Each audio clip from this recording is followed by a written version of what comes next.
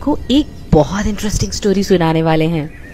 एक चंपापुर नाम की छोटी सी सिटी थी। उसमें अभयवाहन नाम का एक किंग रूल करता था। उसी शहर में एक लुब्धक नाम के सेठ जी भी रहते थे।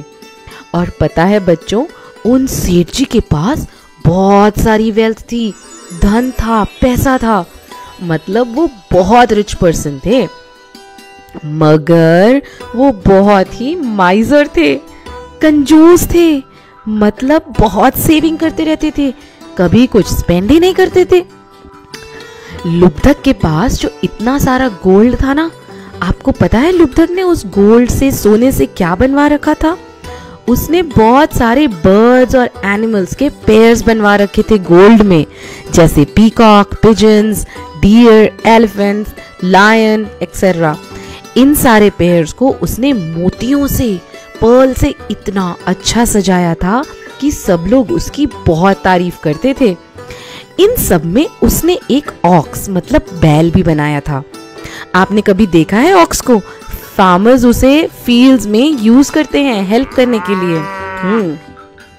अब बात ये हुई कि लुब्धक ने एक ही ऑक्स बनाया और उसका पेयर बना ही नहीं पाया, क्योंकि उसके पास उसका दूसरा पार्ट पेयर बनाने के लिए गोल्ड ही नहीं बचा था।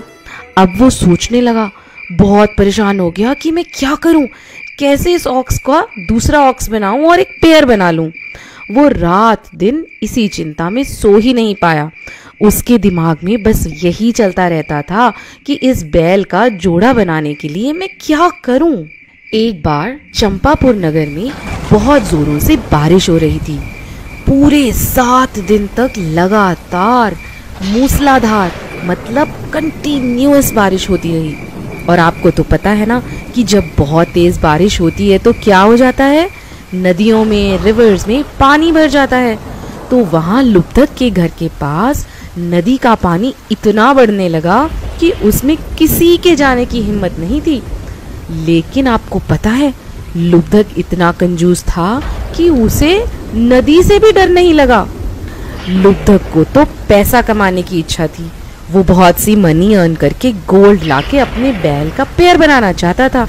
और वो कुछ सोचे बगैर ही पानी के अंदर चला गया और वहां पर कुछ लकड़ियां, कुछ वुड के पीसेस फ्लोट कर रहे थे और वो लकड़ियां, स्टिक्स उठा कर ले आया और उसने उन सभी लकड़ियों की एक गठरी, एक पोटली बना ली।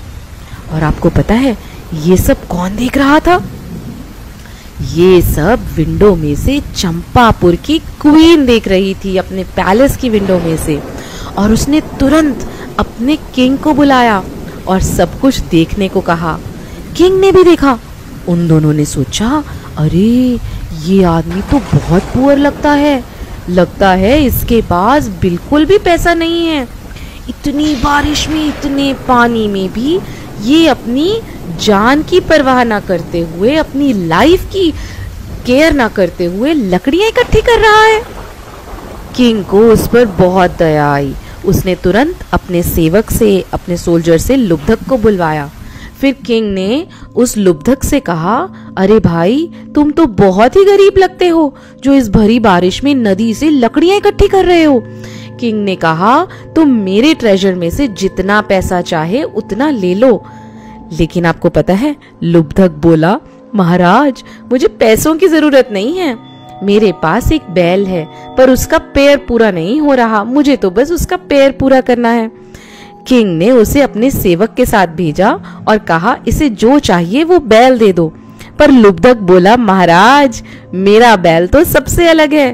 राजा सोचने लगा, बैल मतलब बैल, इसका बैल अलग कैसे, जरा हमें भी दिखाओ।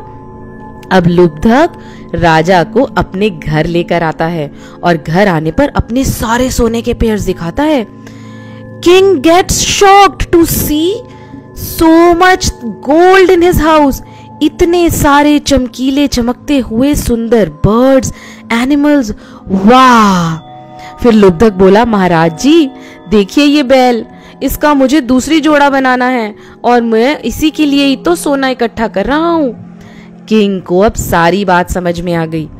तब लुब्धक की वाइफ जो थी ना, बहुत ही सुंदर सुंदर मोती और रत्नों का एक बड़ी सी प्लेट लेकर आई, एक थाल लेकर आई।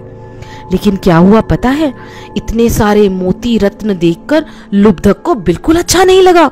उसे लगा ये मेरी वाइफ क्या कर रही है, ये सब किंग को गिफ्ट करने वाली है। उसने तो थाली अपने हाथ में ले ली और बोला, मैं बिल्कुल किंग को ये गिफ्ट नहीं कर सकता, ये तो मेरी हार्ड अर्न मनी है। लुब्धक के दोनों हाथ शेक होने लगे और उसकी बॉडी लैंग्वेज को देखकर किंग को समझ में आ गया कि लुब्धक तो बहुत ग्रीडी है। इसके पास तो इतना सब कुछ है लेकिन किसी को कुछ देता ही नहीं है। किंग को गुस्सा आया और वो बोले, लुब्धक तो इतना कंजूस है और फूल है, देख तू कैसे किसी को कुछ दे सकता है, तेरे तो हाथ ही शेक हो रहे हैं। यह कहकर किंग वहां से चले गए। मगर लुब्धक को तो कुछ फर्क नहीं पड़ा, उसके दिमाग में तो अभी भी सोना ही गोल्ड ही घूम रहा था। अब लुब्धक पैसा कमाने के लिए एक दूसरी कंट्री चला गया। वहां उसने बहुत सारा पैसा कमाया, बहुत सोना कमाया और वो अपनी कंट्री में वो सब लेकर आ ही रहा था। लेकिन पता है क्या हुआ, समुद्र में, सी में एक बहुत बड़ा साइक्लोन आया और उसका जो शिप था ना वो पलट गया। उसका सारा पैसा, सारा गोल्ड सब डूब गया और लुब्धक भी गहरे पानी में डूबकर मर गया। मरने के बाद लुब्धक स्नेक बना और अपने पिछले जन्म में जो उसने धन कमाया था ना उसकी रक्षा करने लगा, उसको सेफ गार्ड करने लगा स्नेक बनकर। वो हर वक्त उस सोने के पास घूमता रहता था, किसी को टच नहीं करने देता था, सबको स्केयर करता रहता था। एक दिन लुब्धक के ही बड़े बेटे ने गुस्से में आकर उस स्नेक को मार दिया, क्योंकि उनको तो पता ही नहीं था कि ये जो स्नेक है वो पिछले जन्म में मेरे फादर थे। देखा, लुब्धक ने हमेशा अपने मन में ग्रीड रखी, लालच रखा। वो हमेशा सिर्फ पैसे के पीछे, सोने के पीछे भागता रहा, इसीलिए वो त्रियंश बना और बाद में नरक चला गया। तो देखा बच्चों, हमें कभी किसी चीज की ग्रीड या लालच नहीं करना चाहिए।